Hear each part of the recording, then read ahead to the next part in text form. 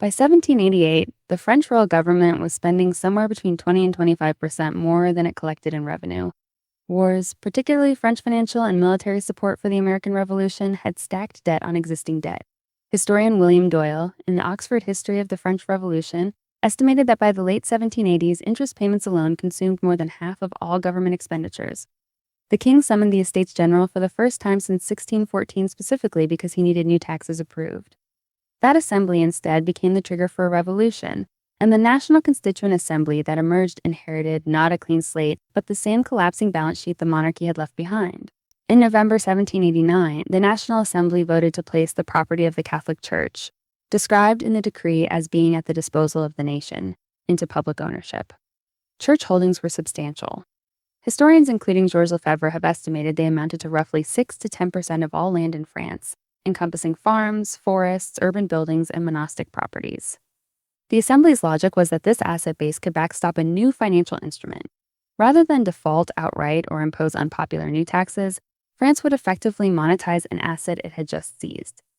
The plan's arithmetic depended entirely on the land selling fast enough to retire the paper issued against it.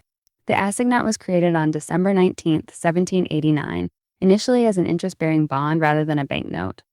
Holders received 5% annually and could specifically use the instruments to purchase nationalized land at auction. On April 17, 1790, the Assembly voted to strip the interest provision and declare assignats legal tender for all transactions. That was the pivotal structural shift. The instrument ceased to be a debt claim on specific land and became general-purpose money. The first authorized issuance was set at 400 million livres, a figure the Assembly's Finance Committee argued was calibrated to the verifiable value of land already available for purchase, a judgment recorded in the Assembly's own published proceedings. Through 1790 and into 1791, the system functioned broadly as intended.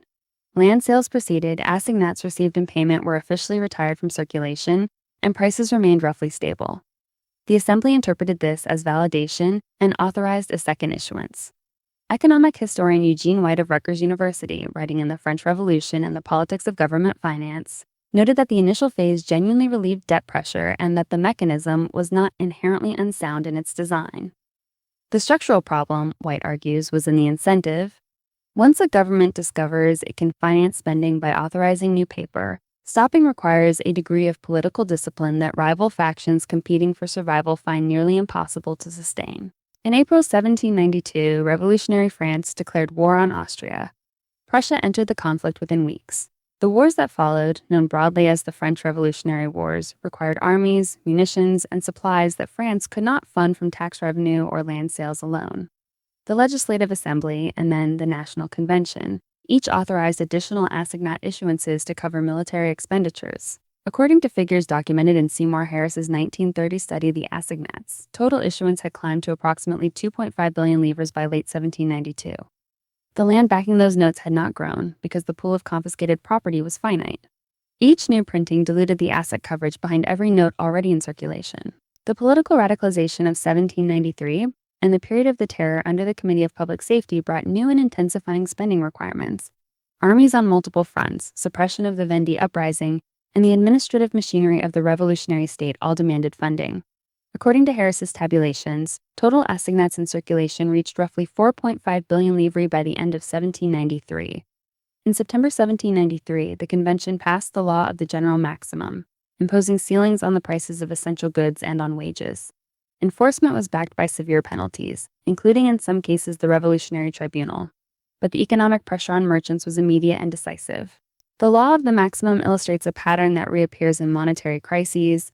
When inflation outpaces the government's ability to absorb it through taxation, price controls follow, and price controls tend to produce the shortages they were designed to prevent. Historian Florent F. Tallien in the French Revolution, an economic interpretation, documented how black markets in Paris and the provinces expanded rapidly after the maximum took effect. Goods disappeared from official channels and reappeared at prices reflecting the true depreciation of the assignat.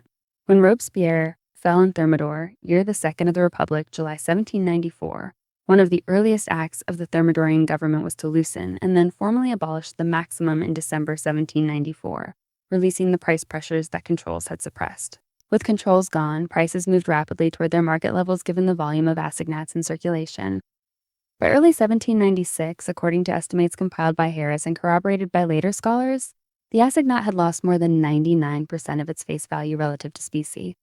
A note with a face denomination of 100 livres traded effectively as though it were worth roughly 1 livre or less in silver terms. Total issuance by that point has been estimated by various historians at somewhere between 38 and 45 billion livres, against an original land base whose real value had not expanded. The government of the Directory, which came to power in November 1795, was effectively governing a country where the official currency was widely distrusted and where barter, foreign coin, and specie had quietly displaced assignats in many everyday transactions. On February 18, 1796, in a public ceremony in Paris, the Directory ordered the destruction of the printing plates and equipment used to produce assignats. The act was partly administrative and partly theatrical, a signal that the policy was definitively finished. The Directory promptly replaced the assignat with a new instrument, the mandat territorial, also backed by remaining nationalized lands.